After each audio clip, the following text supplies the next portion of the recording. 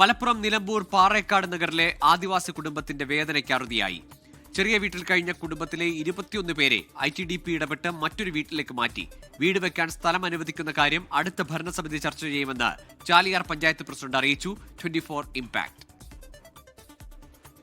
പാറേക്കാട് നഗറിലെ കുറുമ്പിയമ്മയുടെ ചെറിയ വീട്ടിൽ കഴിഞ്ഞിരുന്നത് മക്കളും കുട്ടികളുമായി 21 പേർ. രാത്രി കിടക്കാൻ സ്ഥലമില്ലാത്തതുകൊണ്ട് പഞ്ചായത്ത് അനുവദിച്ച ആട്ടിൻകൂട്ടിലാണ് ഒരു മകൻ കിടന്നിരുന്നത്. കുറുമ്പിയമ്മ ഇരുന്നുറങ്ങും. ഈ വേദന 24ലൂടെ പുറം ലോകം അറിഞ്ഞു.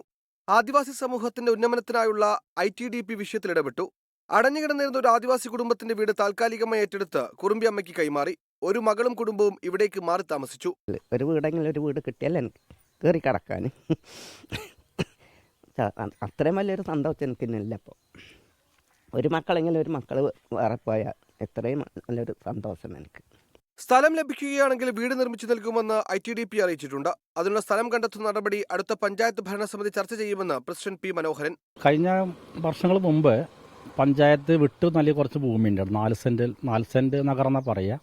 പക്ഷെ അവിടെ കുറച്ച് ഭൂമി ഒഴിഞ്ഞു കിടക്കുന്നുണ്ട്. അപ്പോൾ കുറുമ്പിയമ്മേൻ്റെ സങ്കടം കേട്ടുകൊണ്ട് കഴിഞ്ഞ ബോർഡിൽ തന്നെ ഞങ്ങളത് സംസാരിക്കുകയും അത് ഒരു സമിതി തന്നെ രൂപീകരിച്ചിട്ടുണ്ട്. അപ്പോൾ അത് അവർക്ക് കുറച്ച് കുടുംബത്തിന് കൊടുക്കാൻ പറ്റും. നിലമ്പൂരിലെ മർച്ചന്റ് അസോസിയേഷൻ സഹായമായി കൈമാറിയ തുക വീട്ടിൽ വൈദ്യുതി എത്തിക്കാൻ വിനിയോഗിക്കും.